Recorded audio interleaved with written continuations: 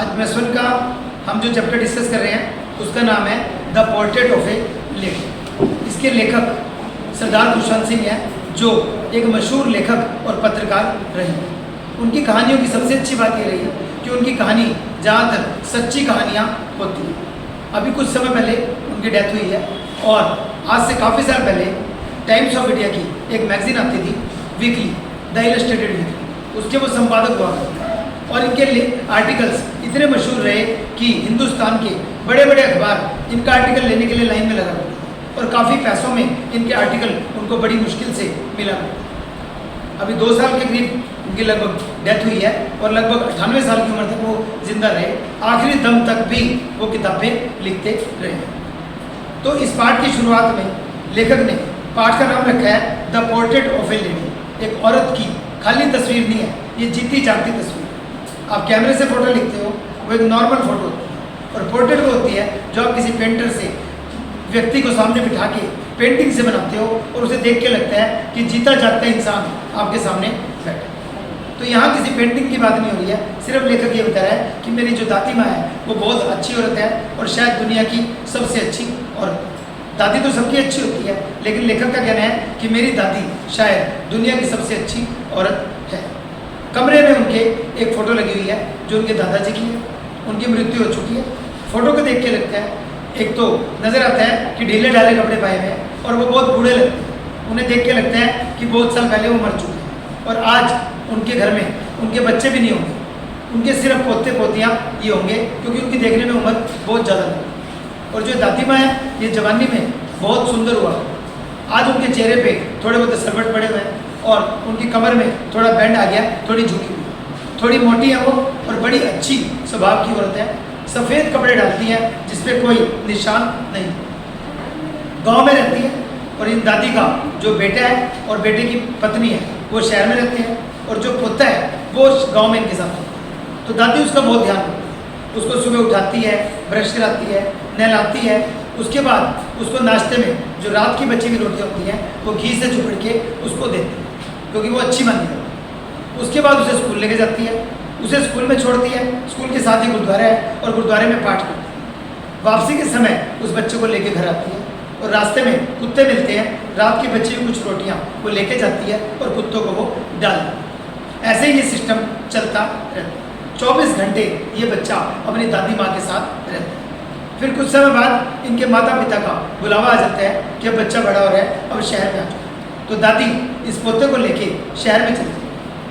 शहर में जाके दादी के लिए दुख हो जाता है कि पहले ये बच्चा 24 घंटे दादी के पास था, लेकिन अब उसका टाइम माँ और दादी में बढ़ जाता है। तो दादी को लगता है कि शायद मेरे से दूरी बन गई। उसके बाद ये बच्चा इंग्लिश मीडियम स्कूल में दाखिल होता है और दादी को इंग्लिश मीडियम स्कूल पसंद नहीं, क्योंकि वो समझती है कि ये ईसाइयों के हैं, कई बच्चों को दूसरे धर्म की शिक्षा ना देती जाए।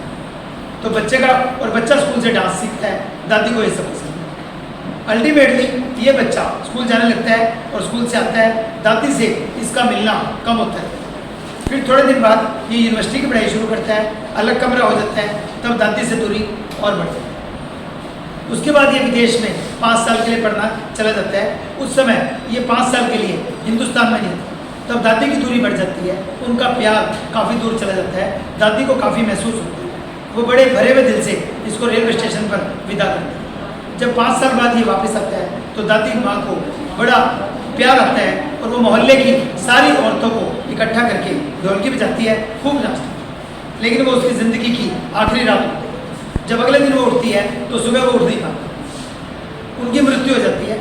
और शहर में कुत्ते नहीं मिलते तो दादी क्या करती थी, पक्षियों को खाना डालती। पक्षियों को खाना घर वाले डालते हैं, लेकिन पक्षियों को महसूस हो जाता है कि दादी मर चुकी है, वो खाना नहीं खाते। जब संस्कार के लिए दादी को लेके जाते हैं तो सारे पक्षी हवा में उड़ जाते हैं और बाय बाय टाटा कर देते हैं। यहीं पे कहानी खत्म हो जाती है।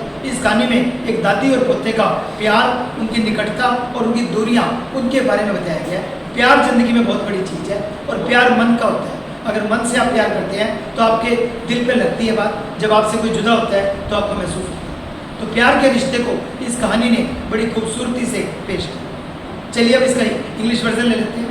The writer of this chapter the portrait of A lady is Sardar Khushwant Singh. He is an eminent writer and reporter journalist.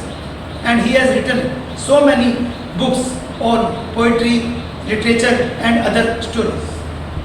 He is a man of eminence, and in this chapter he has portrayed the grandmother in a very interesting way, beautiful. And he says that the grandmothers are very good, but his grandmother was superb.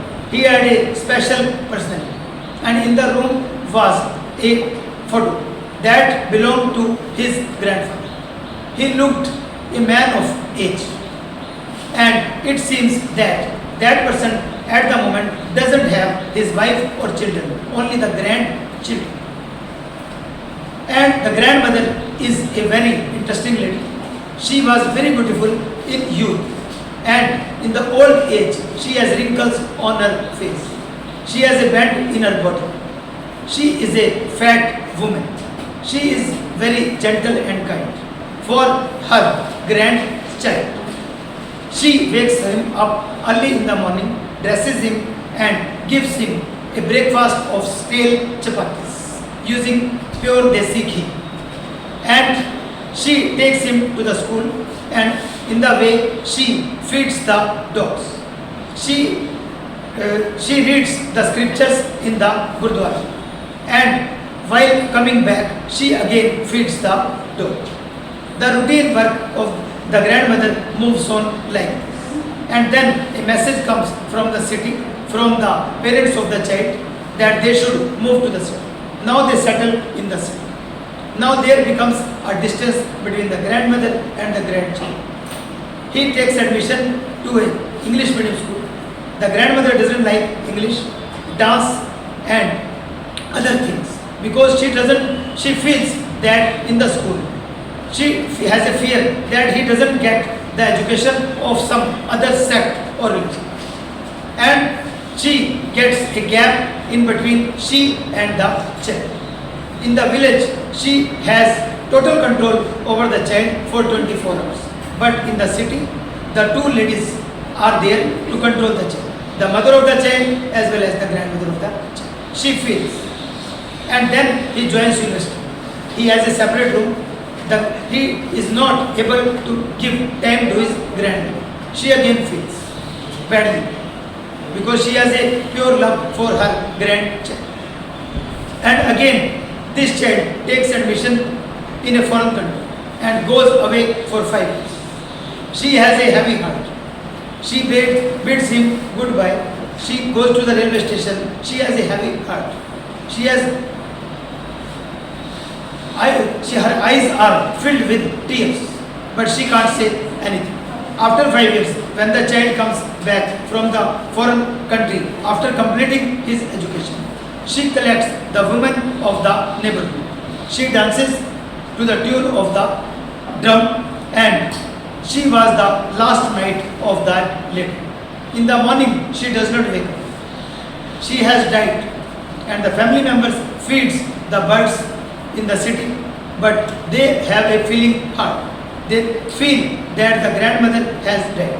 They don't accept the feed given to them by the other family members.